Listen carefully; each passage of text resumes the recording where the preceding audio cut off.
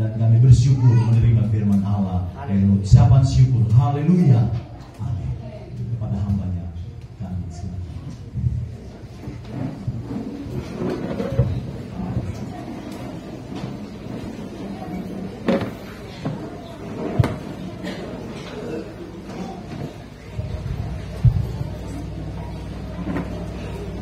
Terima kasih buat tim Present Worship. Sungguh luar biasa kita boleh menikmati pujian penyembahan. Lagi shalom. Shalom. Aduh, kurang kenceng. Kata saya orang Solo, orang Jawa Tengah, terkenal dengan lemah lembut, terkenal dengan sopan santunnya. Tapi saya mencoba malam ini seperti orang Timur. Shalom. Aduh, kurang kenceng dong. Shalom. Oke, puji Tuhan. Ini hari ke-11 kami di luar rumah. Kami tinggalkan rumah, tinggalkan Solo tanggal 20. Tanggal 20 kami harus terbang dari Solo ke Kupang. Tanggal 20 kami harus menginap semalam di Kupang, dan 21 kami naik Timor Travel ke Timor Leste. Di Timor Leste kami masuk tanggal 21, tanggal 22 kami harus mulai pelayanan. 23, 24, 25 setiap hari ada pelayanan, dan setiap hari kami harus menyampaikan firman Tuhan. Dan tanggal 26-nya kami masuk ke Usapikom. Jadi luar biasa perjalanan daratnya 12 jam dari Kupang ke Timor Leste, atau dari Timor Leste ke Usapikom juga kurang lebih berapa? Dengan medan yang luar biasa. Tanggal 26 kami sampai jam 8 malam dan disambut dengan luar biasa. Kami boleh sambut Pak D dan Bude. Dalam bahasa Jawa itu Pak D itu yang kita tuakan. Jadi Pak D Andreas dan Bude Lydia ini menyambut kami dengan luar biasa. Dan 2 tahun yang lalu kami sudah sampai, dan kami 2 tahun kemudian bulan ini kami boleh hadir di tempat ini lagi. Dan kami boleh menikmati, terima kasih buat alamnya yang luar biasa. Sehingga tanggal 27 malam setelah pelayanan dari TOI, kami jam 1 malam di pinggir kali. Karena harus bikin jalan pinggir sungai, pinggir kali. Dan mobil nggak bisa lewat. Kami harus menata batu untuk jalan sampai jam 4 pagi. Wow, keren. Ini pengalaman yang luar biasa yang tidak pernah kami dapati di kota Solo. 3 jam kami harus sekali melihat mobil slip lagi keluar dari air, harus sampai lama. Akhirnya jam 4 sampai ke tempatnya Usapikom jam 5 pagi. Wow, keren. Jadi 3 jam kami di kali. Dan kami tidur selesai, besoknya saudara, kami harus ke Boti. Mobil harus di atas, kami harus turun ke gereja GPDI Bethesda Boti. Pulangnya, kami harus jalan kaki 1 jam 45 derajat. Dan itu tidak pernah kami dapati di kota Solo juga. Jadi terima kasih banyak buat alamnya yang membuat kami terngiang-ngiang, dan kami akan mungkin kapok, tapi tidak bagi kami. Akhirnya saya bikin status di WA kami. Saya bikin seperti ini, mungkin Bapak Ibu boleh dengar. Sebab bagi mereka yang akan binasa, pemberitaan tentang salib adalah suatu kebodohan. Tetapi bagi kita yang diselamatkan, pemberitaan tentang salib adalah kuasa Tuhan. Amin. Bagi dunia kami bodoh. Bagi keluarga kami ketika mau berangkat, sayang uangnya. Uangnya ini kalau dibelikan motor dapat 2 baru. Bagi dunia kebodohan. Tapi bagi kami melihat bahwa ketika kami diselamatkan, ketika kami ditebus dari dosa, itu suatu kehormatan yang luar biasa yang boleh melihat itu. Jadi kalau kami datang di tempat ini berdiri di hadapan Bapak Ibu Saudara, mungkin bagi dunia ada sebuah kebodohan. Tapi kami meyakinkan buat semuanya nantinya mau ambil penginjilan, bahwa kita adalah orang-orang yang dipersiapkan untuk mengabarkan berita baik. Amin. Sebab Roma 10, saya suka ayat ini saudara. Roma 10 saya akan bacakan buat Bapak Ibu Saudara. Ini ayat favorit saya ketika saya harus pergi dari rumah, bukan untuk liburan, tapi itu mengabarkan kasih setia Tuhan. Kita akan lihat bersama-sama sebelum kita masuk firman Tuhan. Ini ayat yang luar biasa, Roma 10. Tetapi bagaimana ayat 14? Tetapi bagaimana mereka dapat berseru kepadanya jika mereka tidak percaya kepada Dia? Bagaimana mereka dapat percaya kepada Dia jika mereka tidak mendengar tentang Dia? Bagaimana mereka mendengar tentang Dia jika tidak ada yang memberitakannya? Ayat 15. Dan bagaimana mereka dapat memberitakannya jika mereka tidak diutus? Seperti yang tertulis, betapa indahnya kedatangan mereka yang membawa kabar baik. Wow, tepuk tangan buat Tuhan kita Yesus Kristus.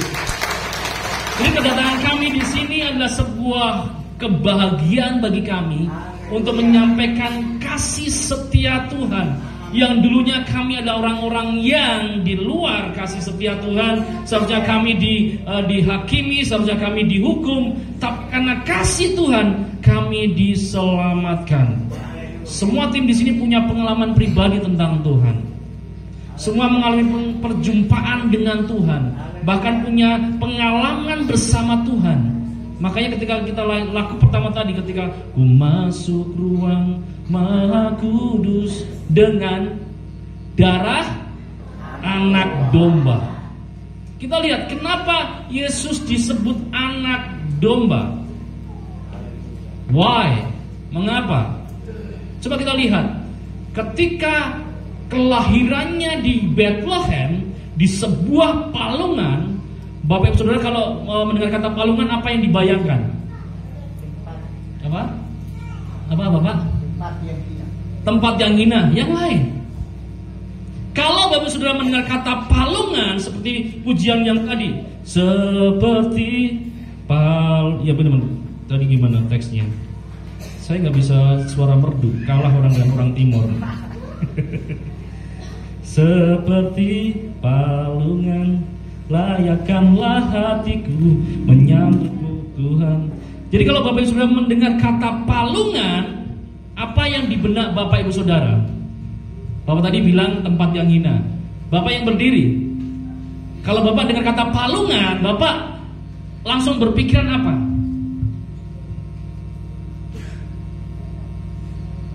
Halo?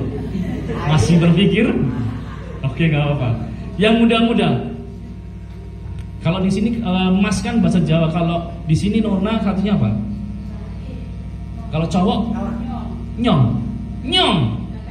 Kakak nyong. Kalau kakak nyong mendengar kata palungan, apa yang dipikiran nyong? Tempat dingin sama. Yang lain apa? Nenek. Di sini yang paling tua, nenek. Siapa? Umurnya nenek yang paling tua. Halo? Nenek yang pakai yang sama cucunya. Iya, nenek. Kalau nenek dengar kata palungan, nenek berpikir apa, Nek? Oh, gak bisa bahasa saya. No, ini bahasa Jawa ya. Yang lain, Bapak sudah tahu? Kalau Bapak mendengar kata palungan, apa Bapak di benar? Tempat kelahiran Tuhan Yesus. Oke, yang lain lagi. Kita butuh banyak pendapat supaya kita luas tentang palungan. Yang itu, yang merah. Ya tadi syuting terus. Oh, kandang yang hina. Oke, yang lain dong. Tempat yang hina, kelahiran Tuhan Yesus. Terus kandang yang hina. Yang lain, yang sekolah minggu. Siapa namamu? Sini. Kalau adik dengar kata palungan, apa yang di benak adik? Kelahiran Tuhan Yesus. Oke. Semua hampir sama. Oke, benar. Saudara, saya mau kasih pemahaman yang baru tentang palungan supaya Bapak Ibu luas. Kenapa disebut anak domba? Saya mau kasih tahu seperti ini.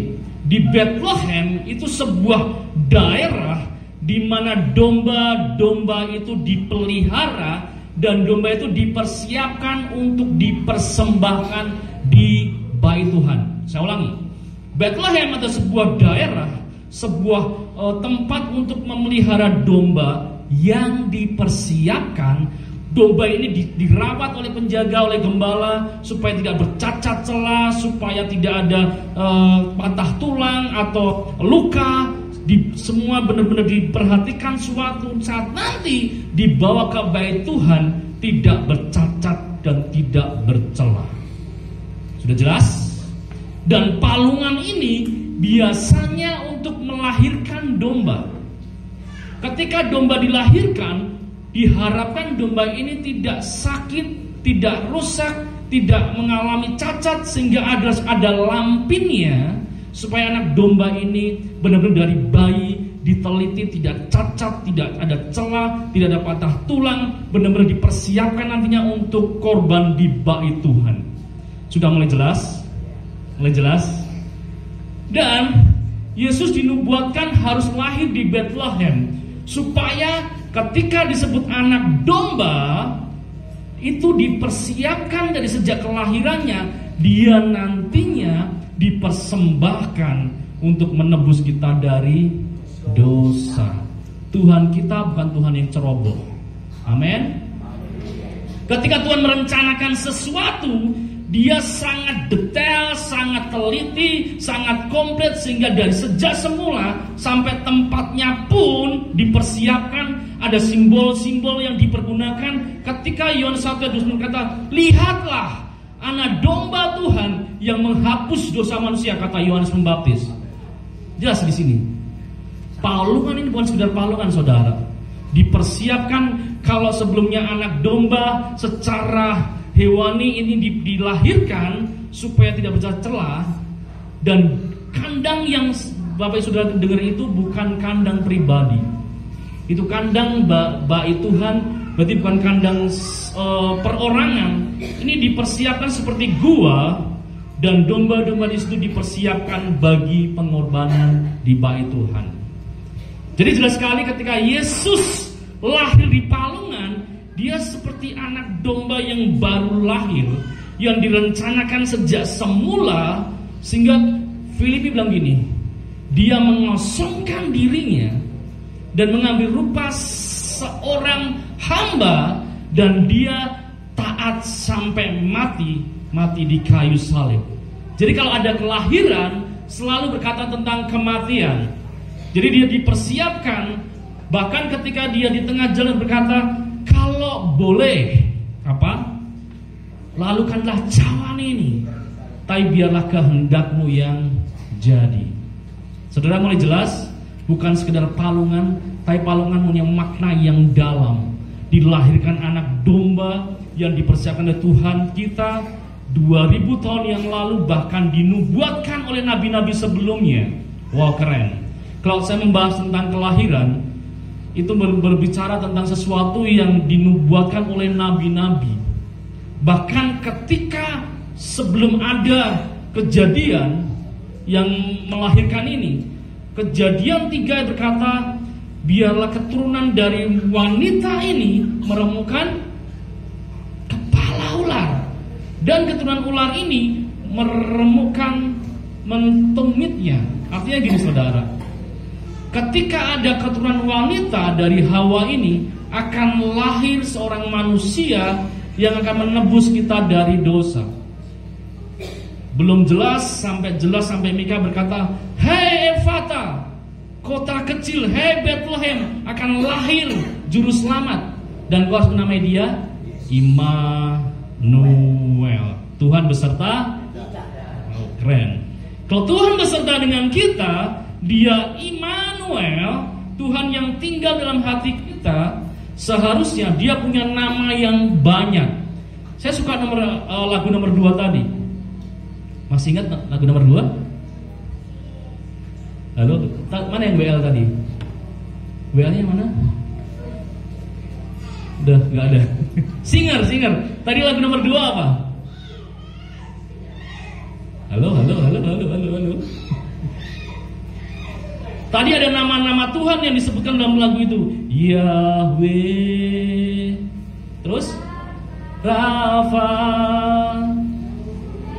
Elohim, Sadeh, Jaireh, terus Adonai, si manifestara. Terus inilah nama-nama selain Immanuel yang harus kita kenal. Yang pertama ada kata YHWH. Ada yang bilang Yahweh, ada yang bilang Yehova, ada yang bilang Jehovah. Tapi yang mau saya katakan bahwa nama ini nama yang dia perkenalkan buat kita. Aku adalah aku. Dan konstruksinya bahwa ada Hayah Hu Hawa. Hayah itu ada maha hadir. Dia ada dan selalu ada dan tidak akan ada. Maksudnya dia selalu ada, dia imanen, dan dia selalu dari Alfa sampai Omega, dia yang ada. Artinya saudara, Tuhan yang kita sembah, yang Immanuel itu ada Tuhan yang selalu ada buat kita. Amin. Jadi kelahiran Yesus menandakan bahwa dia selalu ada buat janji-janjinya digenapi. Kata yang kedua adalah Hawa. YHWH itu ada kata Hawa itu adalah dia maha apa? Halo, dari sumber kehidupan. Jadi kalau ada kata Hawa itu ibu dari kehidupan, Tuhan kita konstruksinya adalah Hawa, dia adalah sumber kehidupan. Jadi kalau yang kita sembah Tuhan yang hidup, kita tidak akan mati. Ketika kita ditebus dari dosa, kita diberi DNA-nya Tuhan, yaitu kehidupan. Amin. Makanya ketika Yesus ada di dunia, dia sumber kehidupan. Barang siapa yang datang kepadanya, dia mengalami kehidupan. Ketika dia turun dari perahu di sebuah daerah namanya Gerasa, ada Gadara, ada seseorang yang lari dari pekuburan. Tuhan, belum waktunya aku dihukum. Kehadirannya mampu membuat setan gemetar. Amin. Saya ulangi, kehadirannya membuat setan gemetar. Sehingga ketika legion ini keluar dari tubuh seorang laki-laki ini, karena kehadirannya seorang laki-laki ini mengalami kelepasan. Seharusnya Bapak Saudara, ketika Tuhan itu tinggal dalam diri kita sebagai Immanuel dan kita masuk ke rumah kita, seharusnya dalam rumah kita terjadi sebuah kehidupan. Amin. Amin. Kelahirannya membuat hati kita ada penyertaan, sehingga ketika masuk dalam rumah kita, kita mengalami kedamaian. Tidak ada lagi namanya KDRT. Sama istri harus sayang. Mama, I love you. Bapak umur berapa? Bapak umur berapa? 60. Kapan terakhir kali masih punya istri?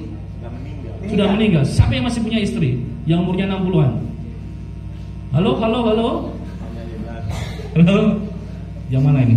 Yang tua. Oke. Ibu yang baju kuning masih punya suami? Punya. Masih punya? Masih. Kapan ibu terakhir kali bilang aku cinta kamu? Lama-lamanya. Saya ulangi, kapan terakhir kalau cinta kamu sini bacanya apa? Oneko. Kapan ibu bilang Oneko sama suami? Nekomone, silakan. Kapan terakhir kali ibu bilang Nekomone? Pokoknya kapan terakhir kali? Udah tua Pak Pendeta, gak mungkin bilang tuh. Saudara, ketika Yesus sebagai kasih, seharusnya kita menyatakan kasih kepada suami kita, kepada istri, kepada anak-anak. Bilang Nekomone sambil dipeluk. Tidak ada lagi namanya KDRT. Pak. Masih ada kata-kata kamu bodoh. Enggak ya? Ketika Immanuel itu tinggal dalam hati kita, ada kehidupan masuk dalam rumah tangga kita, ada kehidupan di situ. Amin. Tidak ada lagi pertengkaran, tidak ada namanya iri hati, tidak ada namanya dendam, tidak ada namanya marah-marah, tidak ada namanya lagi perselingkuhan, tidak lagi namanya perzinahan. Nggak ada, amin. Amin. Tidak lagi perzinahan, amin. Tidak ada lagi perselingkuhan, amin. Oke. Tidak lagi perjudian. Yang nggak bilang amin? Banyak. Haleluya. Saya semakin bersemangat ini. Kedua, ketika nama itu disebutkan bahwa dia Yahweh, terus tahu arti Rafa? Apakah sudah nyanyi? Mana yang WL tadi? Saya tanya, apa arti kata Rafa? Yang singer tadi, singer mana? Angkat tangan. Angkat tangan yang pakai dasi kupu-kupu. Weh, keren, kamu cakep dan ganteng malam ini. Siapakah namamu, Nyong? Yang pakai dasi kupu-kupu. Kok gak kelihatan lagi? Hello, hello. Siapa? Panggil yang pakai dasi kupu-kupu. Maju ke depan. Sini. Siapa nama? Oh, WA-nya. Oke. Kamu saya uji nih. Apa arti kata Rafa? Dia ngomong. Silakan pakai mic. Kalau Yahweh itu Allah. Oke. Terus Rafa itu Allah penyembuh. Oke. Elohim Allah sang pencipta. Wih, keren. Sadai Allah maha kuasa. Jireh Allah menyediakan. Iya. Adonai Allah sang raja. Oke. Terima kasih. Untung dia bawa catatan. Ketika kita bilang dia Rafa, oleh bilur-bilurnya akan atau sudah sembuh. Artinya ada sebuah janji dari Tuhan kita. Ketika disebut dia Rafa, dia menyembuhkan segala penyakit kita. Kesengsaraannya dialah yang dia tanggung. Artinya bukan penyakit secara jasmani, penyakit hati pun dia mampu sembuhkan. Siapa yang sampai detik ini masih punya sakit hati dengan orang tuanya, angkat tangan. Tidak mau ngaku. Masih ada yang sakit hati dengan orang tua, angkat tangan. Katakanlah semua. Aku masih sakit hati waktu aku dipukul bapakku karena aku nggak mau ambil air waktu kecil. Aku dipukul bapakku karena nggak mau ke ladang bikin jagung, dan aku sakit hati dengan peristiwa itu. Yang disuruh cuma aku, adikku banyak, cuma aku yang terus disuruh. Aku sakit hati dengan bapakku. Ada yang gitu? Aku sakit dengan bapakku, aku masih kecil disuruh nikah. Ada? Sakit hati ketika datang kepada dia sang Rafa, dia mampu menyembuhkan. Ada yang sakit secara jasmani? Halo, halo, halo. Benar. Nggak ada? Ada. Sakit apa? Ada. Sakit apa? Sakit hati. Oh, sakit hati. Ya. Kalau sakit secara jasmani? Ada. Apa? Sakit lambung, sakit apa? Sakit kepala, ada? Ada. Larinya kemana, Pak? Karena pikiran tidak normal. Oh, tidak normal. Oke, saudara, ketika dia bilang sang Rafa, dia mampu menyembuhkan kita. Jadi ketika kita sakit, coba bayangkan bahwa engkau punya penyembuh yang luar biasa. Di sini kalau perjamuan kudus setiap hari, Bapak. Perjamuan kudus sebulan sekali. Saya mau kasih tahu gini. Ketika kita memegang tubuh dan darah Tuhan, ketika tubuh dinaikkan, saudara, kalau darah kita tahu bahwa darah itu adalah lambang penebusan. Ketika darahnya tercurah, darah itu yang membuat kita kudus. Darah itu yang menebus kita. Tapi seringkali gereja jarang menggunakan kata tubuh. Coba lihat, tubuh ini adalah tubuh Tuhan kita yang dipecah-pecahkan. 1 Korintus bilang gini, Banyak sekali orang yang tidak memaknai tubuh Tuhan, sehingga tidak sedikit kamu yang sakit, bahkan banyak yang meninggal. Coba lihat nih. Coba kita akan analoginya. Kalau kita memaknai tubuh Tuhan, kita akan dibuat tidak sakit dan panjang umur. Amin. Jadi ketika Bapak Saudara mengangkat perjamuan dan memaknai dengan benar, tubuh yang tanpa sakit penyakit, tubuh yang mulia, tubuh yang sangat-sangat tidak pernah bercacat celah, tubuh yang tanpa dosa masuk ke tubuh kita, bersatu dengan tubuh kita, seharusnya sakit penyakit hilang. Amin. Kita diberi kekuatan. Amin. Karena tubuh itu bersatu dengan tubuh kita. Kalau sekedar liturgi, sekedar tradisi tanpa memaknai, hanya sekedar liturgi. Tapi kita memaknai dengan benar, kau sedang membuat tubuh ini, karena itu obat dari surga. Itu sakramen suci yang Tuhan buat supaya kita mengingat pengorbanannya, bahwa tubuhnya itu membuat tubuh ini menjadi sempurna, menjadi sakit penyakit hilang. Kita selalu ekstra dalam pelayanan, dalam pekerjaan, karena kita bersatu dengan tubuh Tuhan. Keren gak? Coba lihat, ketika bangsa Israel keluar dari Mesir, Tuhan suruh engkau harus membuat korban. Dan malam sebelum dia keluar, dia melakukan perjamuan memakan korban. Artinya gini, coba lihat, ketika orang mulai memakan dan darahnya dikasih ke ambang tiang pintu, ketika ada tulah yang ke-10, ketika ada darah, dilewati. Tidak ada kematian, darah. Tapi ketika memakan tubuh daging itu, dibuat seluruh bangsa tidak ada sakit penyakit. Keren dah. Coba bayangkan, ini daerah Putun. Putun ini ada nggak yang nggak sakit? Pasti ada. Ada.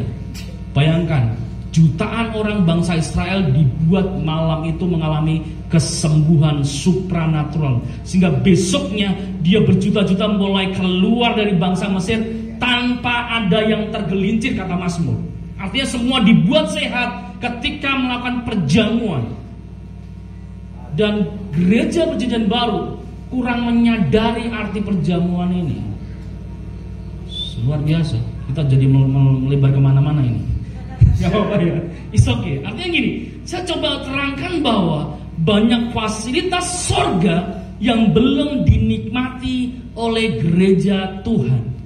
Hanya sekedar kita Kristen, orang tua kita Kristen, nenek kita Kristen, sehingga kita punya tradisi Kristen, tanpa menyadari bahwa kita adalah orang-orang yang ditebus. Saya punya masalah, punya banyak waktu saya sebelum kenal Tuhan. Keluarga saya juga Kristen sejak kecil. Saya ke gereja, saya ke sekolah minggu, dan saya ngerti kebenaran, saudara. Akhirnya saya campurkan dengan adat Jawa, namanya kejawen. Kalau kejawen itu biasanya puasa 7 hari 7 malam tanpa makan, tanpa minum, bahkan 3 hari cuma makan nasi. Habis makan nasi putih, baca mantra. Supaya apa? Saudara tahu, ketika puasa baca mantra, ada roh yang masuk, memasukkan roh jahat, bukan Roh Kudus, Pak. Ilmunya masuk terus, saudara. Bahkan di titik tertentu saya mengalami dualisme. Saya seorang atlet. Jadi ketika saya masuk ring, saya baca Alkitab, segala perkara dapat kutanggung di dalam Dia. Oh, keren kan? Masuk ring saya baca mantra. Saya gak ngerti kebenaran, saudara, karena gak ada yang membimbing, saudara. Tapi ketika sudah disentuh kasih Tuhan, saya melihat bahwa ibu saya disembuhkan dari 3 tahun. Dia komplikasi, setiap sore dia harus seketika kepalanya dicocok-cocok sesuatu. Dan ketika kita masuk ke rumah sakit, ke medis, tidak ada sakit penyakit yang didiagnosa, dan harus mengalami besok 6 bulan lagi ibu meninggal. Tapi ketika datang seorang hamba Tuhan mengabarkan kabar baik bahwa dia Jehovah Rafa, detik itu disembuhkan. Amin. Bahkan 6 bulan kemudian tidak jadi meninggal. Bahkan 3 tahun kemudian saya dapat adik baru, 19 tahun jaraknya sama saya. Sekarang dia sedang kuliah. Sekarang ibu saya sampai sekarang masih hidup. Itulah Tuhan kita. Tepuk tangan buat Tuhan kita. Artinya ada jaminan, ada harapan baru bahwa Tuhan kita adalah Rafa. Dia Jehovah Rafa. Dia penyembuh. Amin. Terus setelah Rafa apa tadi? Halo, mana WA-nya hilang lagi. WA-nya hilang lagi. Setelah Yehova terus Rafa ketiga Elohim. Elohim dari kata El, itu Tuhan. Jadi kalau kita dengarkan El, bahkan ada Elohim ini, ada sesuatu yang menandakan bahwa dia Tuhan yang sejak semula dia berkata, aku adalah aku.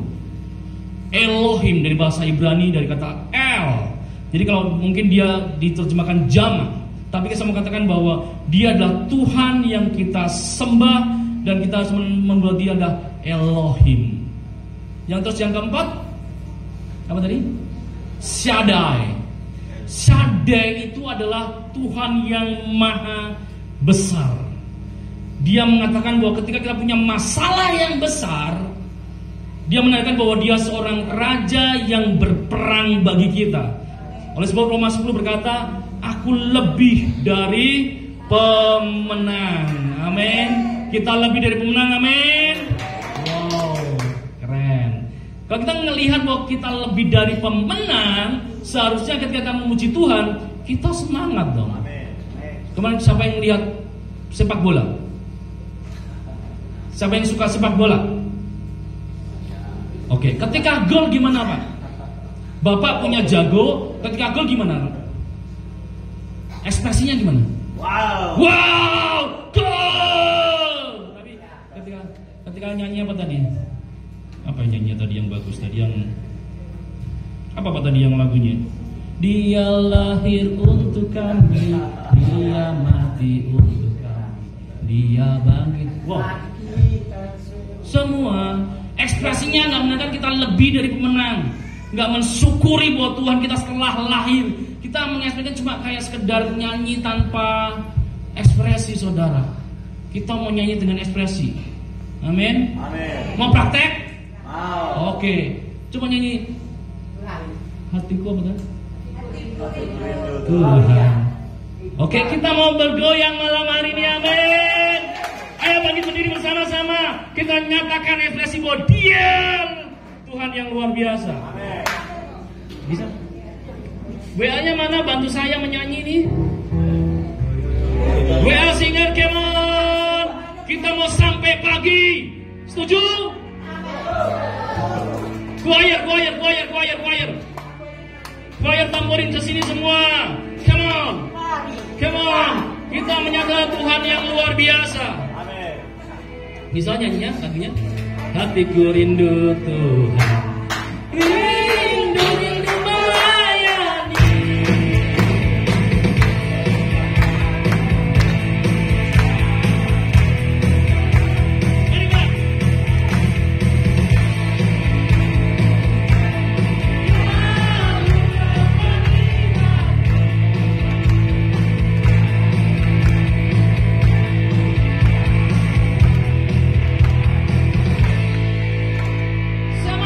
Wajah-wajah yang belum bersemangat keluar dari kursimu,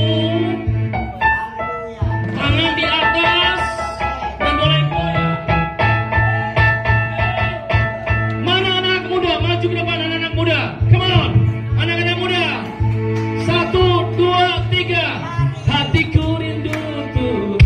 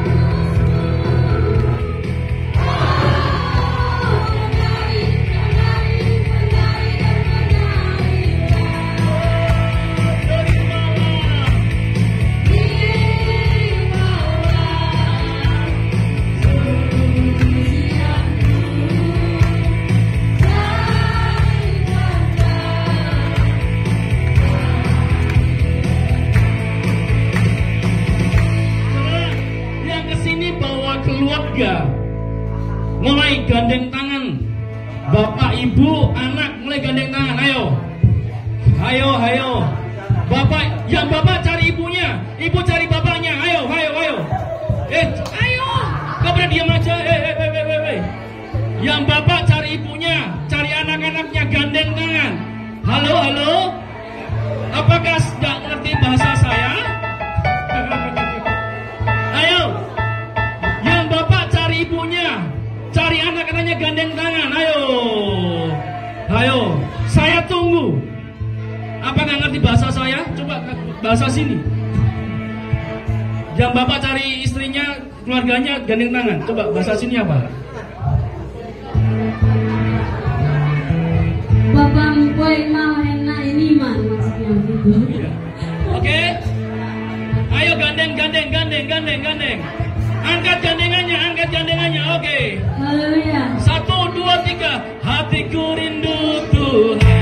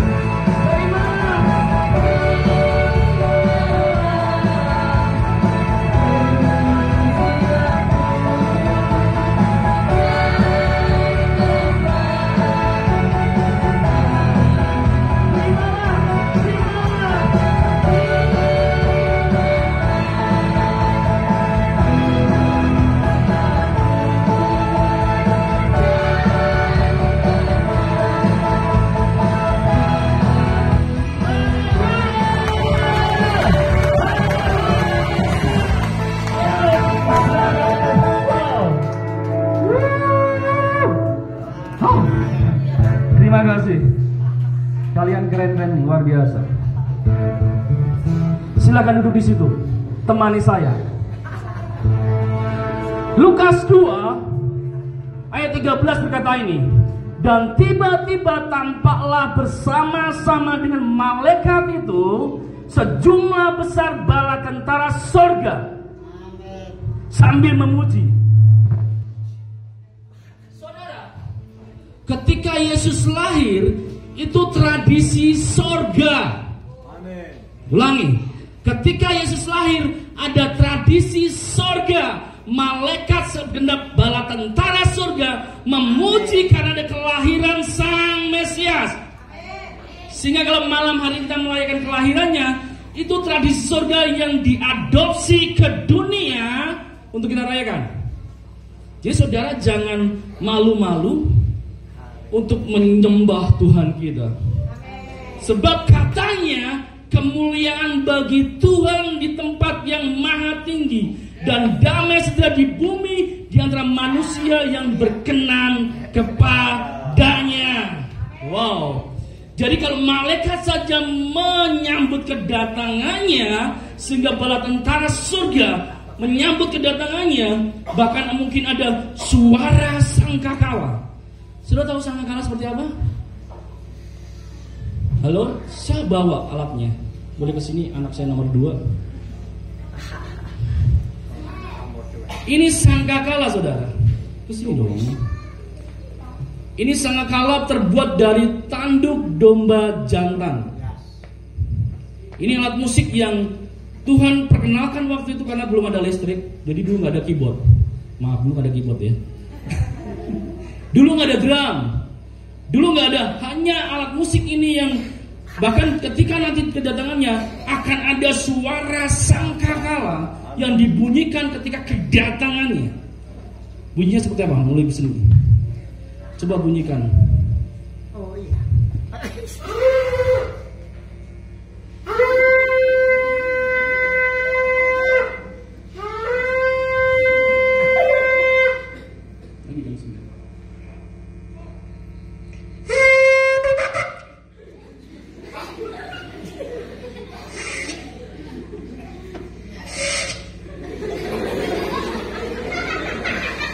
Enggak Bang. Jadi saudara, inilah bunyi sangkakala saudara. Jadi kenapa ini dari domba jantan? Karena ketika ini diambil harus ada darah yang tercurah. Setiap apa yang Tuhan lakukan selalu ada maknanya. Saya pun nggak bisa niup saudara. Saya malu nggak bisa. Yang bisa niup cuma dia. Nggak bisa. Bawa. Luar biasa. Malaikat meniup sangkakala, dalam bahasa Ibrani adalah shofar. Ketika ditiup saudara, dia tembok sebesar Yeriko mampu roboh. Tuhan suruh, lihat nih, Tuhan mau bahwa ketika kita punya pengalaman, bukan pengalaman yang berulang. Yosua punya pengalaman perang saudara waktu itu. Dia punya pengalaman perang di mana-mana dia selalu menang. Tapi ketika menghadapi tembok Yeriko, Tuhan punya cara yang lain yang tidak pernah dipikirkan oleh Yosua. Dia berkeliling tembok itu selama 1 hari, dia sekali sampai ke hari ke-7, harus 7 kali dia lewati, dia putar. Dan ketika yang 7 kali selesai, ada meniup shofar dengan luar biasa dan tembok itu runtuh. Itu kuasa Tuhan. Artinya ketika ada kata Shaddai dan kita melihat Tuhan kita yang perkasa, seharusnya setiap masalah hidup kita mampu dirobohkan. Sebab masalah hanya sementara. Saya ulangi, masalah punya namanya kadaluarsa, tidak permanen. Ada batas waktu, masalah pasti punya jalan keluar. Tetapi kadangkala manusia membuat keputusan yang permanen ketika ada masalah datang. Coba renungkan, apakah Bapak Saudara pernah berpikiran untuk bunuh diri? Angkat tangan. Ada nggak yang pernah mau bunuh diri gara-gara diputus pacarnya? Ada. Nyong-nyong, nona-nona, aku nggak bisa hidup tanpa dia. Ketika makan ingat dia. Ketika lihat handphone, lihat WA, ingat dia. Ketika aku ke kamar, lihat dia, berpikir tentang dia. Aku gak bisa hidup tanpa dia. Aku harus akhiri hidupku dengan memakan racun tikus. Atau aku akan lempar diriku ke jurang yang dalam. Saudara, seringkali kita melihat banyak orang mulai mengambil keputusan permanen ketika ada masalah yang seharusnya sementara. Sebab firman Tuhan berkata 1 Korintus 10:13, ada yang ayat hafal ayat ini?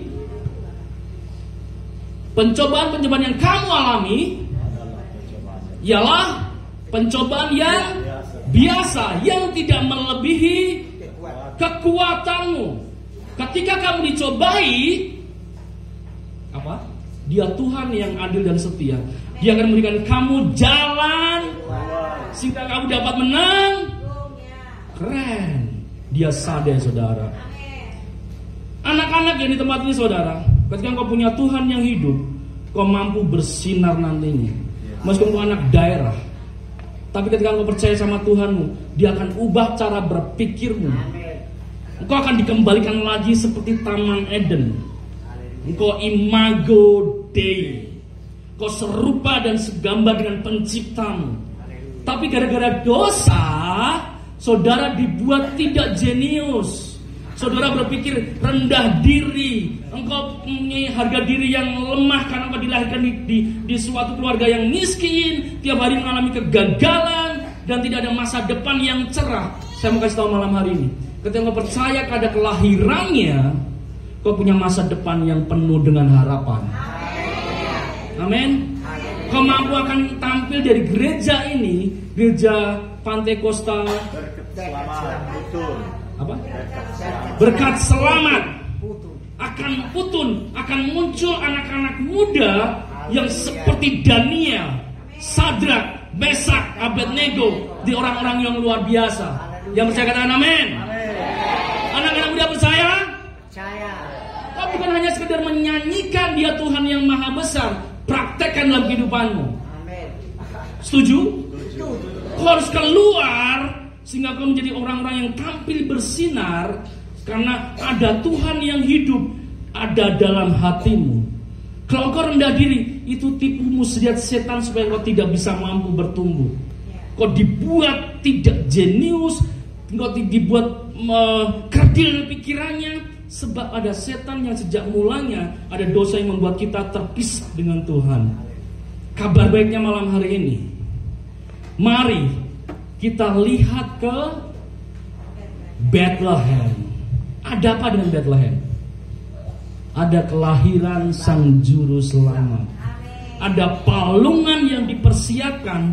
Ada anak domba yang dilahirkan yang akan menebus kita dari dosa. Ada harapan baru. Ketika pujian tadi berkata Jireh atau Jireh, dia Jehovah Jireh, artinya apa tadi? Dia penyembuh. Hah? Jireh Tuhan yang menyediakan. Ketika kata ini disebutkan, ada sebuah peristiwa, saudara. Ada seorang bapak dengan anaknya sedang jalan mau ke gunung untuk mempersembahkan korban bagi Tuhan. Dia bawa kayu. Dia jalan bersama, tidak ada domba di situ. Siapa tahu nggak? Abraham dengan Ishak. Ketika di gunung, dia mulai mempersembahkan anaknya. Ketika mau ditusuk anaknya, bilang stop. Lihatlah ke belakang.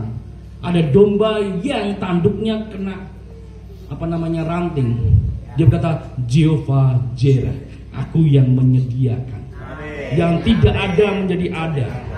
Yang mustahil menjadi tidak mustahil. Yang tidak mungkin menjadi mungkin, sebab Dia Jehovah Jireh. Kita tepuk tangan buat Tuhan kita. Jadi ketika Dia lahir, Dia berkata bahwa ketika engkau percaya dengan aku Tuhan yang menyediakan. Amin. Tidak perlu engkau khawatir. Amin, Bapak Ibu Saudara. Engkau melihat anak-anakmu hanya sekolah biasa, kau harus punya iman yang besar. Aku akan lihat di tembokku akan banyak anakku memakai baju toga dan wisuda. Halo? Meskipun kau punya pendidikan cuma petani, kau hanya SD, SMP, tapi kau punya Jehovah Jireh. Kalau kamu anaknya pengen kuliah S1, S2, S3, kau punya Jehovah Jireh. Kau akan melihat di tembok banyak foto-foto anakmu dengan baju toga dan di wisuda. Katakan amin. Amin. Kau mungkin hanya sekedar petani, kau hanya sekedar pekerja biasa, tapi kalau kau punya Tuhan yang besar, anak-anakmu jadi anak-anak yang tidak pernah meminta-minta, akan perkasa seperti anak panah di tabung pahlawan yang siap dilesatkan maju ke depan. Wah, luar biasa. Saya masih berapi-api nih. Saya sampai jam berapa ini? Silakan. Saya jadi orang timur nih, kayak jadi Jawanya hilang. Wow. Jadi saudara jangan takut ketika melihat aku nggak bisa menyekolahkan anak karena keterbatasanku. Engkau sedang membuat Tuhanmu terbatas. Kalau engkau percaya Tuhanmu tidak terbatas, kau mampu melihat jauh ke depan bahwa anak-anakmu nanti anak-anak yang luar biasa. Akan di sini yang tadinya cuma singer di sini, choir di sini, one day jadi ke DPRD. Akan jadi bupati. Jadi menteri. Sedikit-sedikitnya kepala desa lah. Tepuk tangan. Kita lihat di depan sana banyak mobil-mobil yang baru. Terima kasih Pak Rodi. Dulu saya sekolah minggu di sini dan sekarang saya jadi pengusaha di Jakarta. Bapak butuh apa? Wow. Alat musik lengkap saya belikan, Pak. Engkau sedang menabur sekarang, Pak. Ini benih-benih yang luar biasa. Kalau mereka punya benih firman Tuhan ditanam di hati yang baik, one day, Pak, 10 tahun ke depan mereka akan datang ke sini. Ini dibuat lantai 2 kali, Pak. Kalau kita percaya Tuhan dia Jehovah Jireh, kita akan melihat anak-anak kita akan tumbuh perkasa.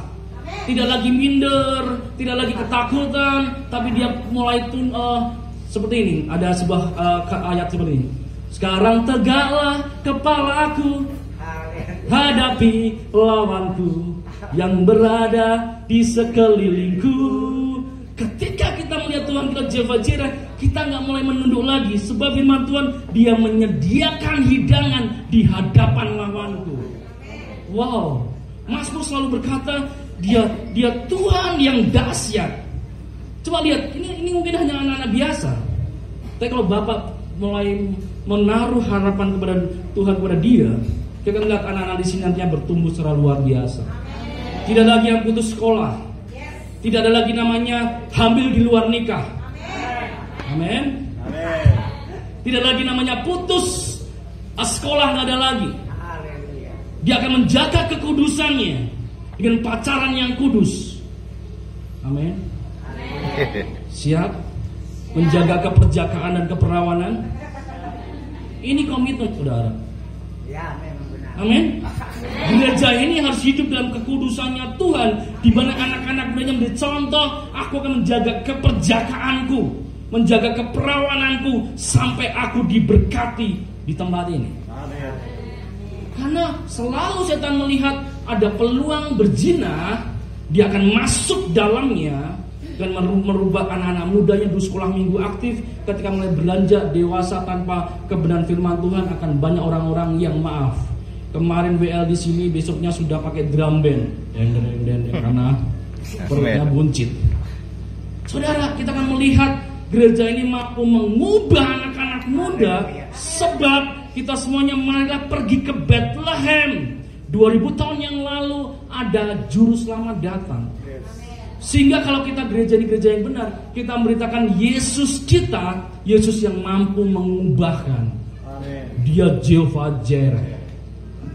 Wow, banyak nama-nama Tuhan kita. Bahkan dia berkata dia Jehovah Rohi, dia gembala yang baik. Sehingga dalam Mazmur 23 ketika Mazmur Daud berkata bahwa engkau gembala yang baik, tidak kekurangan aku. Dia membawa aku ke air yang tenang. Dia membawa aku ke padang yang berumput. Dia menyegarkan jiwa.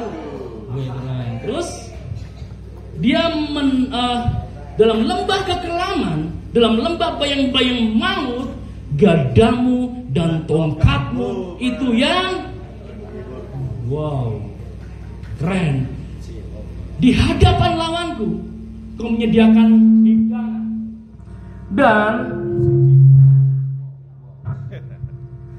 dan aku akan hidup di rumah Tuhan sepanjang hidupku. Kau jadi berbeda, dan kebajikan dan kemurahan akan mengikuti aku sepanjang umur hidupku. Dia Jehovah Rohi, dia seorang gembala yang baik. Kenapa harus air yang tenang? Kenapa harus air yang tenang? Domba itu hidungnya di depan. Kalau airnya bergelombang, dia akan namanya apa? Masuk hidung namanya apa, Pak? Dalam bahasa sini minum masuk hidung. Tam lulu. Nah, Tam itu. lupang. Itu pokoknya itu. Jadi harus air yang tenang supaya minumnya enak. Artinya gini, Tuhan mau membawa kita ke tempat yang benar-benar kita inginkan. Dia tahu kebutuhan kita, tidak dibuat kita sengsara dengan air yang bergelombang. Dia membawa kita ke dalam air yang tenang. Bahkan kita seperti tanaman yang di tepi di aliran air yang merambatkan ke batang air yang akan berakar, bertumbuh dan akan berbuah pada waktunya. Apapun yang dikerjakan dibuat berhasil. Wow, keren. Wah, udah jam 21.42. Lihat ayat ke-15. Setelah malaikat-malaikat meninggalkan mereka dan kembali ke surga, gembala-gembala itu berkata kepada yang lain, marilah kita pergi ke Bethlehem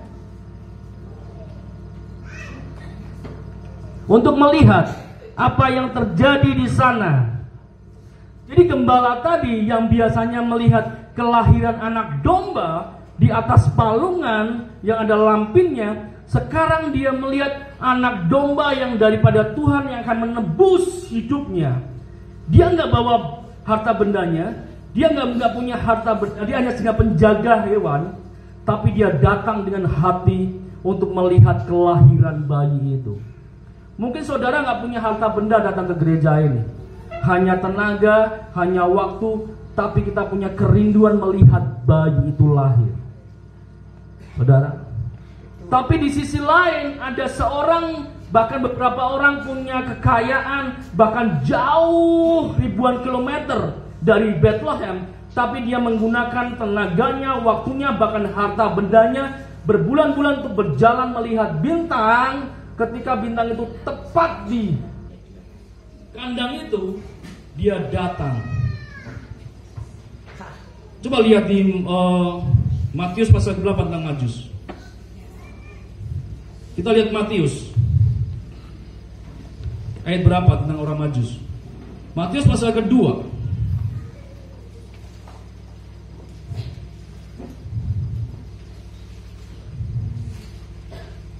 ayat yang ke-11. Maka masuklah mereka ke dalam rumah itu dan melihat anak itu bersama Maria ibunya, lalu sujud menyembah dia. Orang Majus, dia orang yang bukan orang Yahudi, dia datang dari timur ribuan kilometer, tapi dia datang untuk melihat kelahiran Sang Juru Selamat dan menyembah dia. Mereka pun membuka tempat harta bendanya dan mempersembahkan persembahan kepadanya, yaitu emas, kemenyan, dan mur. Dia berikan harta bendanya. Saudara, kalau saat ini diberkati, saudara, engkau lebih dari yang lain. Engkau beruntung secara ekonomi. Tidak boleh pelit-pelit. Amin. Ada yang pelit nggak, Pak? Ada juga. Bertobat malam ini. Nggak apa-apa, saya akan keras karena besok nggak ketemu saya lagi. Biar urusan gembala yang membalut. Saudara, ketika gereja ini membutuhkan sesuatu dan saudara diberkati, kau harus seperti orang Majus. Karena di tempat ini 2000 tahun yang lalu Yesus lahir, saat ini diberitakan di tempat ini. Ini gereja yang perlu engkau mempersembahkan seperti orang Majus. Adakah perpuluhan nggak di sini? Oh, nggak ada perpuluhan nggak? Tidak ada. Oh, tidak diajarin perpuluhan. Oh, ada. Kok nggak ada kotaknya? Banyak persembahan yang diajarkan oleh Alkitab. Intinya di Perjanjian Baru adalah dengan suka, jangan dengan paksa. Kalau ada kotak di sini, waduh, ada kotak lagi. Seharusnya uangku buat ini kok tak buat gereja, aduh. Enaknya Pak Rodi nanti semakin hari semakin diberkati. Tahu-tahu punya mobil gara-gara perpuluhan. Bayangkan saudara punya gembala, terus punya 10 dokter. Berarti dia punya gaji 1 dokter, benar ya Pak ya? Ini cuma matematika. Yang saya mau kasih tahu seperti saudara, saya sering karena Saya seorang matematika, jadi S1 saya bukan teologi. Terus terang Pak, saya bukan dari teologi. Maafkan kami. Jadi S1 saya matematika, baru sekarang S2-nya teologi Pak. Teman saya yang pakai itu namanya itu ikat itu, dia fisika Pak. Oh, di sini ada biologi, kurang kimia. Kami orang-orang sains yang membuka diri untuk mencari kebenaran. Akhirnya kami tinggalkan apa yang kami pelajari di S1 dan kami harus mencari Tuhan. Haleluya. Saudara, jadi kalau bukan Tuhan panggil jangan. Ketika kita mempersembahkan persepuluhan, ada 100% Tuhan kasih berkat buat kita, dan 10% kita kasih ke gereja. Karena di mana engkau dipelihara, engkau harus kasih itu. Dan kita hidup tinggal berapa? 100 kurangi 10 berapa? 30. Wah, pinter kalian matematikanya. Jos. Angka 9 itu angka yang paling tinggi di matematika. Setuju? Setelah angka 9 berapa? 10 itu 1 dan 0. Jadi angka 9 angka yang paling tinggi. Setuju? Kenapa dengan angka 9 saudara? Ini cuma gatuologi. You know gatuologi? Dicocok-cocokkan supaya saudara ngerti. Kalau saya bilang, kalau Anda tidak berbulan, belalang pelahap. Wah, lari semua ya Pak ya. Belalang pelahap, belalang mengering akan membuat kalian seperti itu. Tapi saya akan mencoba dari pendekatan matematika saudara ngerti bahwa ketika kita hidup dengan 90%, kita hidup dalam posisi angka tertinggi. Ketika angka ini dikalikan akan membuat sesuatu yang akan kembali ke angka 9 lagi. Mau coba? Oke, kita bermain matematika ya. 9 kali 1 pinter. 9 kali 2 18 itu angka 1 dan 1 tambah 8 1 tambah 8 berapa? 1 tambah 8 9 gitu. 9 kali 3 27. 2 tambah 7 9 lagi. Oke, 9 kali 4 30. 3 tambah 6 9 lagi. 9 kali 5 9 kali 5 halo? Ini yang ganteng. 9 kali 5 45. 4 tambah 5 9 lagi. 9 kali 6 5 tambah 4 berapapun bilangan dikalikan 9 akan kembali ke 9 lagi. Coba 9 kali 15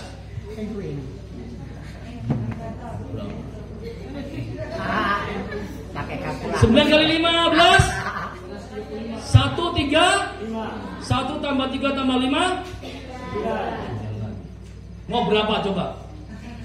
9 kali 22 berapa? 1 tambah 9 tambah 8 18. 1 tambah 8 9 lagi. Mau kali berapa? Ketika sudah taat akan perpuluhan, engkau hidup dengan 90%, engkau belanjakan apapun juga akan 9 lagi. Amin. Ini cuma gatuologi, tapi saya mau kasih penaran bahwa ketika kita hidup dengan 90%, tapi dalam pemeliharaan Tuhan. Tepuk tangan buat Tuhan kita. Jadi besok Minggu, saudara, minggu pertama, bawalah persembahan sulung.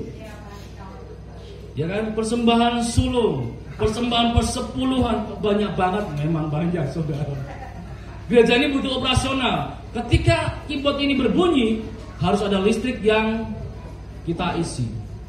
Ketika mic ini berbunyi, ada listrik yang berkurang, dan ketika 0 harus diisi. Setuju? Setuju. Ketika gereja ini baterainya habis, butuh baterai. Kalau nggak ada persembahan dari mana? Kasihan Pak Rodi, tombok terus. Tombok itu bahasa sini apa ya? Nambah. Jadi seharusnya tidak pengeluaran, tapi pengeluaran. Oke.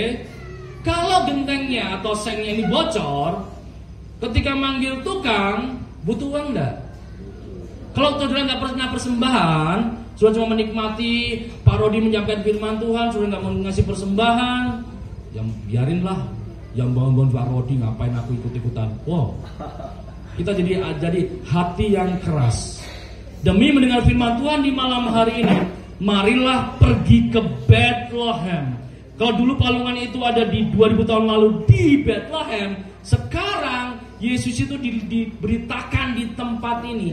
Datanglah ke tempat ini dengan membawa persembahan. Amin. Kalau kau gak punya uang saat ini, tubuhmu, waktumu, tenagamu boleh kau berikan buat gereja ini. Kau bisa mengepel di sini. Amin. Kau bisa menyapu. Atau saya pengen tidur di gereja seperti Samuel. Ada yang mau? Saya pernah tidur di gereja 2 tahun, saudara. Tidur di emperan, Pak. Karena di dalam gereja sudah ada sekolah kitab, jadi nggak ada tempat lagi. Saya tidur di emperan selama 2 tahun. Tapi saya menikmati hal itu. Artinya gini, saudara, apa yang bisa dipersembahkan ketika saya diberkati, ketika saya punya keuangan, boleh sekarang keuangan. Dulu nggak punya uang waktu kuliah, tenaga, waktu yang saya berikan buat gereja. Saat ini ketika saya diberkati, ketika ada misi kayak gini, saya nggak pernah meminta-minta. Meminta kepada Tuhan, dan akhirnya banyak orang yang memberikan. Bukan sponsor, tapi Tuhan memberikan hati kepada orang-orang yang mau membantu dalam pelayanan ini. Kalau dipikir secara manusia, eman, tahu eman? Sayang uang puluhan juta untuk datang ke tempat ini. Tanpa PK, harus jalan kaki di kali, jalan kaki di jurang, bahkan enak di Solo, Pak. Anak-anak pakai handphone di kamar, mau nasi goreng tinggal pencet, nasi goreng datang. Di sini belum ada kan? Di Solo udah ada, Pak. GoFood, nasi goreng 20.000 transfer, tahu-tahu GoFood, kita buka nasi goreng datang. Kita mau ke tempat lain, tinggal pilih mau ke tempat ini, tinggal motor atau mobil, motor datang ke depan rumah, kita tinggal gonceng, kita datang ke tempat itu. Kita mau beli pakaian, tinggal di kamar, beli pakaian atau datang pakaian, ada baju, ada apa. Kita mau mandi air panas, tinggal ceklek, air panas. Jadi sebenarnya ada fungsi lain saya datang ke sini untuk saya mengajar anak-anak saya, Pak. Anak-anak saya nggak pernah melihat namanya jalan yang terjal, tiap hari buka mata langsung kamar mandi, ceklek air panas, tahu ganti baju langsung masuk mobil sekolah, kami jemput naik mobil, datang saya datang ke tempat les, saya tunggu. Mereka nggak menikmati namanya kesusahan, tapi di tempat ini dia merasa, aduh, gimana rasanya? Sudah kapok? No, anak saya nggak kapok. Berarti ada kesempatan kami kesini lagi. Doakan dengan misi yang lebih besar, bukan hanya gereja, tapi lebih ke masyarakat secara umum. Mungkin dengan cara pengadaan sumur lah atau apapun, kita nggak tahu. Kalau saat ini kita sekedar hanya rohani, doakan kami tahun depan, 2 tahun depan ada visi misi yang lebih besar. Amin. Amin. Tapi di kabar di malam hari saya katakan bahwa ada dosa yang harus diselesaikan. Kelahirannya membuat kita harus mengerti ada tembok pemisah itu harus dihilangkan. Demi kemurahan Tuhan, kami dari Solo menyampaikan kabar baik ini. Ada penebusan dengan darahnya. Dengan darah anak domba kita masuk lebih dalam lagi ke dalam hubungan lebih dekat lagi. Malam hari ini kita akan meresponi firman Tuhan. Siapapun itu, kita akan belajar bersama-sama bahwa kelahirannya membuat sebuah perjanjian baru. Kalau dulu perjanjian itu ditulis di loh batu 10 hukum itu. Jangan ada padamu Tuhan lain di hadapanku.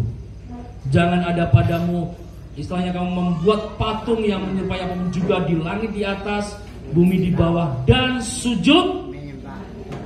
Jangan kamu menyebut nama Tuhanmu dengan ingatlah dan kuduskanlah hari, hormatilah supaya kalau kamu gak hormati orang tuamu, kamu akan tidak panjang umur. Ini firman Tuhan ya. Jadi kalau kamu berani sama orang tua, Urusannya adalah umur pendek. Betul. Saya nggak nakut-nakut ini firman Tuhan. Artinya sejahat apapun orang tua, tanpa mereka kita nggak lahir. Tanpa mereka kita nggak akan lahir. Artinya gini, kita nggak bisa milih di keluarga manapun. Kalau bisa lahir di mana? Anaknya Jokowi. Nggak bisa milih. Siapapun kita, lahir di keluarga apapun, sebagaimana orang tuamu, tetap hormati dia. Sebab dia wakil Tuhan di bumi ini. Dia yang menjagamu dari kecil sampai besar, meskipun pernah mempunyai karakter yang tidak baik dan kita sakit hati, tetap mengampuni mereka. Sebab dia orang tua kita. Sejahat apapun, dia pernah menggendongmu. Sejahat apapun, engkau pernah minum air susu ibumu. Setuju? Artinya ada waktu-waktu mereka mencurahkan nyawanya buat kita. Kalau hari ini dia berubah karakter, tetap hormati dia. Amin. Yang keenam, jangan Bunuh. Jangan membunuh. Bapak membunuh. Oh tidak. Tapi firman. Jangan membunuh. Terus ketujuh, jangan. Berzina. Siapa yang pernah berzina angkat tangan? Gak akan ngaku. Pak Danang bilang kemarin seperti ini. Kamu hanya mengingini orang lain dan menginginkannya, cuma di pikiran itu sudah berdosa. Kalau dulu perjanjian lama kan harus melakukan. Tapi kalau perjanjian baru, ketika kita berpikir tentang wanita dan kita mengingininya, kita sudah berdosa. Ketika kau membenci saudaramu, kau adalah seperti membunuh. Jadi membunuh itu bukan sedang membunuh, Pak. Ketika kau benci saudaramu, kau sedang membunuh juga. Perjanjian baru sangat dalam. Setelah itu, setelah jangan membunuh, berzina apa lagi, Pak? Jangan mencuri. Siapa pernah mencuri angkat tangan? Saya akan tinggi-tinggi karena saya pernah mencuri. Artinya kita manusia tidak pernah berdosa. Semuanya pasti pernah berdosa. Sekecil apapun, kita jangan sombong. Di gereja inilah tugas kita untuk membuat orang sadar ada kasih Tuhan. Setelah jangan mencuri apa, Pak? Jangan mengingini. Jangan mengingini milik orang lain. Bapak pernah mengingini nggak? Nah, Jujur. Jujur, Pak. Bapak paling tua di sini, Pak. Bapak paling tua di sini? iya. Pernah mengingini? Jadi meskipun umur sudah 60, 70, pasti juga berdosa. Gak ada seorang pun yang tidak berdosa. Seperti ketika wanita didapati siang-siang berzina, didapati dia datang kepada Yesus. Yesus, kalau menurut hukum Musa, wanita ini harus dirajam dengan batu. Tapi menurutmu gimana Tuhan Yesus? Apa yang dikatakan?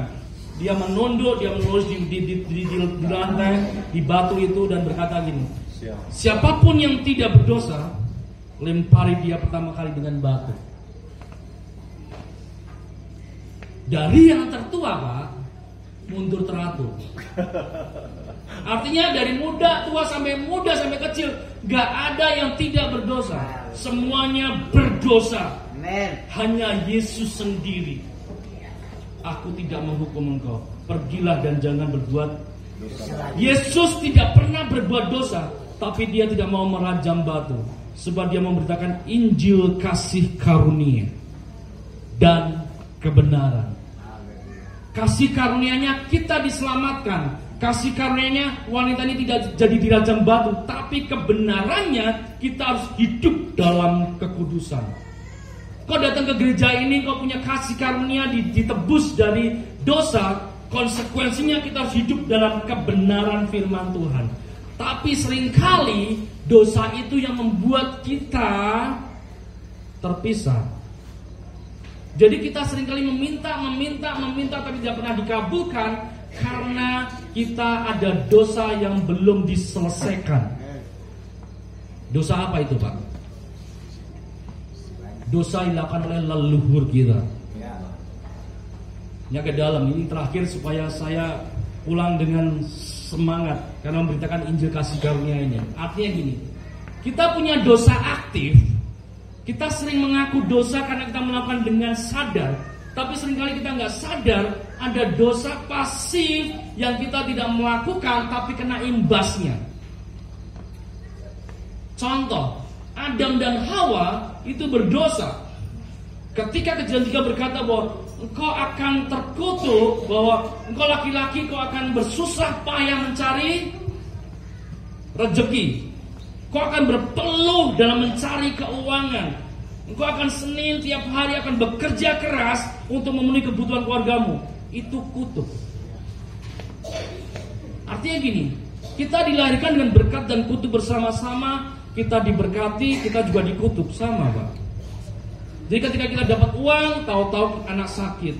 Kita diberkati, kita dapat jual kemiri, tahu-tahu besok ada yang sakit. Kita bisa jual asam, jual jagung, besoknya ada pengeluaran besar. Jadi kita nggak bisa menikmati berkat secara lurus karena ada berkat dan kutuk selalu bersama-sama.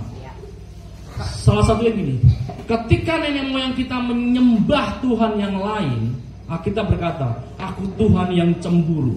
Aku akan membalaskan kesalahanmu sampai keturunan ketiga dan keempat. Sampai ke-7. 7 juga, Pak? Wah, keren sih tambahin firman Tuhan. Artinya gini, kita nggak melakukan yang melakukanlah nenek moyang kita, nenek buyut kita, tapi kita kena dampaknya. Lihat nih, mungkin keturunan ketiga kita menyembah berhala. Kita nggak ngerti apa-apa, tapi kita kena dampaknya dari perjanjian yang dibuat oleh nenek moyang kita. Kita kok nggak bisa lepas dari perzinahan, kita nggak bisa lepas dari hutang piutang, kita nggak bisa lepas dari sakit penyakit. Mungkin nenek moyang kita melakukan perjanjian yang belum selesai karena kita hanya percaya Yesus Kristus. Percaya Yesus Kristus hanya urusan surga. Tapi urusan kutuk kita perlu selesaikan dengan kita yang menggunakan perjanjian itu. Ketika yang punya perjanjian datang membuat kita ditagih kutuknya itu atau perjanjian itu, dan tidak ada darah, kita tidak pernah dilewati. Darah itu yang membuat kita dilewati dari kutuk itu. Makanya perlu namanya darah anak domba. Dengan cara apa? Kita datang kepada Yesus Kristus mengaku salah, bahwa nenek moyang kita pernah berbuat kejahatan. Secara hukum, ahli warisnya juga pelaku kejahatan. Setuju? Setuju. Kalau bapak kita berhutang dan dia sudah meninggal, penagih hutang kepada siapa?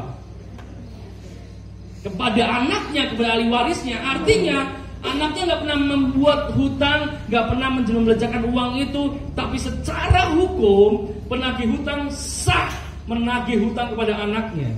Sama, kita nggak melakukan dosa. Yang melakukan dosa kita nenek moyang kita menyembah berhala. Ketika kutuk datang kepada kita dan tidak ada darah Kristus, kita kena namanya pelimpahan kutuk.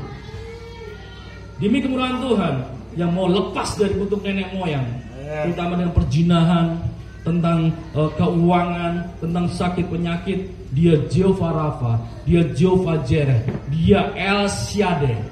Yuk kita bersama-sama mengaku di hadapan dia, supaya ketika penagih hutang itu datang membuat kita bangkrut, membuat kita sakit dengan sakit penyakit, dia datang dengan apapun juga, ada darah Kristus, kita dilewati sebab kita telah pergi ke Bethlehem itu. Amin. Oke, demi kemurahan Tuhan kita akan tunduk kepala, kita meresponi firman Tuhan. Haleluya. Kita datang dengan hati yang tulus, sebab firman Tuhan berkata, dengan darah anak domba kita diberikan keberanian masuk ke tempat yang maha kudus. Siapapun itu yang mau malam hari selesai dengan masalah nenek moyang yang membuat kita saat ini mungkin menderita secara ekonomi, mungkin tiap hari kita harus bekerja keras untuk menghidupi, untuk bertahan hidup di bumi ini. Bukan berarti saya tidak memperbolehkan bekerja, tapi kutuk ini yang menghambat kita untuk berjumpa dengan Tuhan. Oleh sebab itu, siapapun itu, atau mungkin anak-anak muda yang saat ini tergantung dengan cara berpacaran yang salah. Kau mengingini wanita dan kau mengingininya, bahkan kau punya pikiran yang jahat, pikiran yang porno untuk membuat pacarmu, membuat kau harus memberikan hasrat yang lebih. Malam hari ini kita bersama-sama untuk mengaku salah di hadapan Dia. Siapapun itu yang mau untuk membuat penyelesaian di malam hari ini, dengan hormat kita akan bersama-sama datang kepada Dia sebagai Tuhan yang hidup.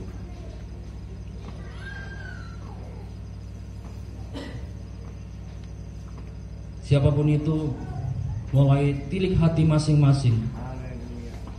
Tadi dari rumah motivasi datang hanya pengen melihat ada Natal di gereja. Di sisi lain ada yang datang mau mengisi hiburan nyanyi dan lagu atau dance. Tapi ketika datang di tempat ini, mulai kembali motivasi yang benar. Aku ingin Tuhan. Oleh sebab itu, bersama-sama kita mau datang ke hadirat Tuhan, mengaku salah di hadapannya. Yang saat ini mau dan yakin bahwa Tuhan yang kita sembah, Tuhan yang mampu melepaskan kutuk dari Taman Eden itu. Saya pengen siapapun itu, tirukan saya berdoa. Sampai bersuara, sampai telingamu dengar bahwa kau sedang berkata-kata. Katakan beras kepada dirimu sendiri, malam hari ini aku harus selesai. Tirukan saya berdoa. Saya semuanya yang mau, tirukan saya berdoa. Yang tidak apa-apa. Siapa yang meresponi, tirukan saya berdoa. Saya sebutkan nama lengkap. Mengaku berdosa. Sebab saya, keluarga saya, dan leluhur saya adalah keturunan dari Adam dan Hawa yang telah berdosa dengan memakan buah pohon pengetahuan. Saya mengakui bahwa kami telah bersalah karena melanggar perintah Tuhan yang hidup, yaitu supaya tidak memakan buah pohon pengetahuan. Kami mengaku berdosa karena telah tergoda oleh ular dan terbujuk mengambil buah pengetahuan dengan tangan kami sendiri. Sehingga secara hukum manusialah pelaku dosa pengetahuan, bukan setan. Kami mengakui tertipu dan mendapatkan pengetahuan tentang dosa, bagaimana berbuat dosa, dan bagaimana menikmati dosa. Kami telah memberi celah dan hak bagi roh jahat, pengetahuan atau filosofis untuk masuk ke pikiran atau otak kami, menguasai sistem nilai kami, pemikiran kami, juga roh-roh yang mengendalikan perasaan, hasrat, emosi kami, memberikan kehendak, keinginan untuk berdosa. Kami bersalah karena telah mewarisi pengetahuan berdosa dari pohon pengetahuan. Kami juga mengakui bahwa bersamaan dengan proses memakan buah, memasukkan buah ke dalam perut, maka secara hukum kami turut memasukkan roh-roh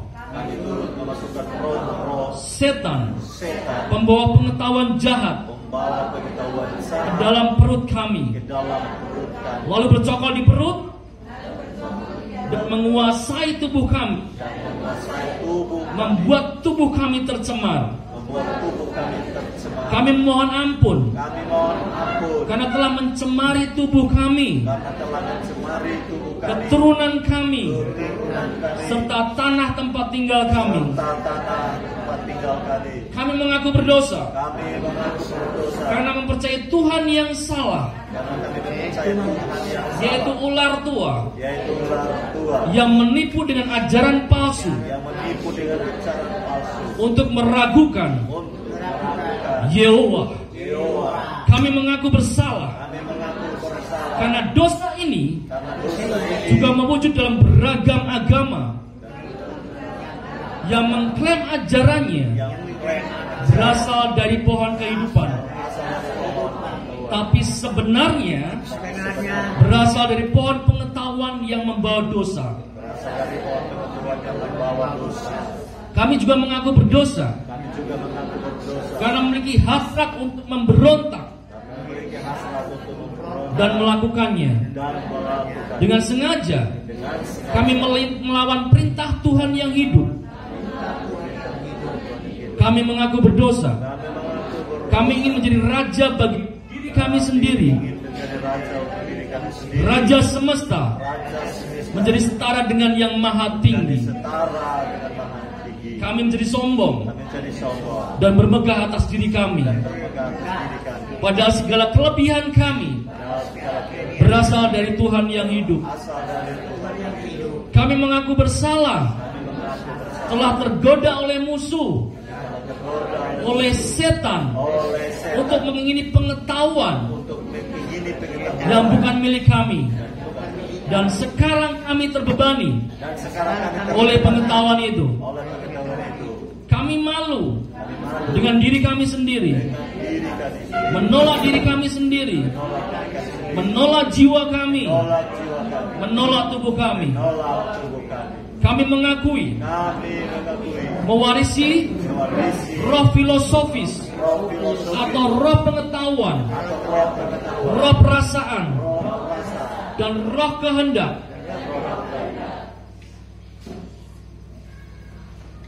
sejak dikandung. jadikan Kami juga mengaku bersalah karena suka berdalih, karena suka berdalih menyalahkan orang lain menyalahkan orang lain atas segala dosa dan dampak dosa kami. Saat ini kami mengakui segalanya adalah salah kami. Yang lain tetap konsentrasi. Ya, tetap konsentrasi. Biarkan semuanya salah saya. semuanya salah saya. Yang lain coba konsentrasi. Ini kita dengan Tuhan. Ya. Oke, saudara. Setan tidak suka apa yang terjadi saat ini. Semuanya masih konsentrasi. Kita sedang berhadapan dengan Tuhan yang hidup. Siapapun itu, kembali lagi. Saat ini kami mengaku segalanya Kami mengaku segalanya adalah salah kami, salah saya, bukan orang lain, bukan setan. Kami, saya lah yang bertanggung jawab atas jiwa kami sendiri, bukan setan, bukan orang lain. Kami, saya dengan sadar meletakkan segala dosa pengetahuan dan pemberontakan kami ke atas domba Paskah, di atas domba Paskah, yaitu yaitu Yehosua Yesus Sang Masias, Sang Mesias, dan membiarkan Dia menebus kami. dan membiarkan Dia menebus kami. Kiranya Kiranya atas pengakuan dosa saya ini, atas pengakuan dosa saya ini, kami, saya saya, dan keluarga saya dan keluarga saya dibebaskan dibebaskan atas segala belenggu, atas segala belenggu atas segala belenggu, roh-roh pemberontak roh pemberontak yang bercokol di otak, di pikiran, di hati, di perut, di tubuh kami. Kami menundukkan diri kami kepada Tuhan yang hidup. Kami membatasi diri kami dengan pengetahuan yang hanya Engkau berikan. Dan kami tidak mau menerima pengetahuan dan roh-roh pemberontak yang bercokol di otak saya, di pikiran saya, di hati, di perut, tubuh kami. Dengan dasar bahwa saya sebut nama lengkapnya, sudah mengaku dosa, maka saya dan keluarga saya berhak diampuni, berhak dibebaskan dari segala dakwaan hukum. Saudara, ini yang paling penting. Bersama-sama, segala roh, ulangi, segala roh yang kami warisi dari dosa pengetahuan Eden tidak berhak lagi ada dalam diri kami. Dengan kuasa darah salib, yaitu Yesus, Yehosua, Sang Mesias, kami, yaitu saya dan Tuhan yang hidup, bersepakat memerintahkan segala roh pengetahuan yang ada dalam pikiran, dalam perut, dalam hati, perasaan, kehendak di dalam tubuh, keluarlah sekarang dari diriku, dari keluargaku, jangan pernah kembali ke bumi.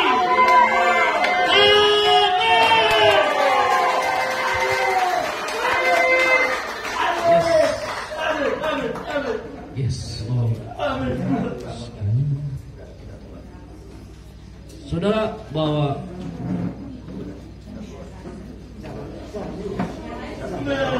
yang lain duduk. Saya akan kasih penjelasan, saudara. Yuk duduk, saya kasih penjelasan biar dia diurus sama tim.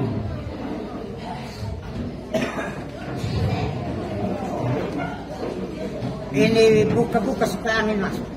Saudara, perkataan saudara penuh kuasa. Ketika saudara membuat setan keluar dari tubuhmu, kau sedang membuat apa yang mengikat dirimu, engkau keluarkan. Ini seringkali yang tidak diajarkan gereja. Engkau menunggu hamba Tuhan lain datang untuk menengking, untuk membuat orang lain keluar dari situ. Engkau bisa sendiri, sebab dengan darahnya yang kudus, kau membuat setan keluar dari tubuh. Contohnya, saudara, pengakuan itu melucuti setan. Pengakuan membuat dosa kita diampuni. Setan tidak terima. Ini buktinya, saudara. Ini bukti terikat. Ketika mengaku, setan berontak.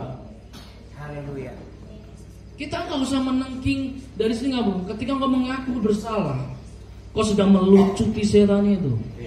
Ketika engkau sudah melucuti, engkau berhak diampuni. Dan darah itu membuat celah itu tertutup. Sehingga ketika setan datang mendakwa kita, melihat darah, kita dilewati. Tadi siapa yang ketika mengaku ada pusing?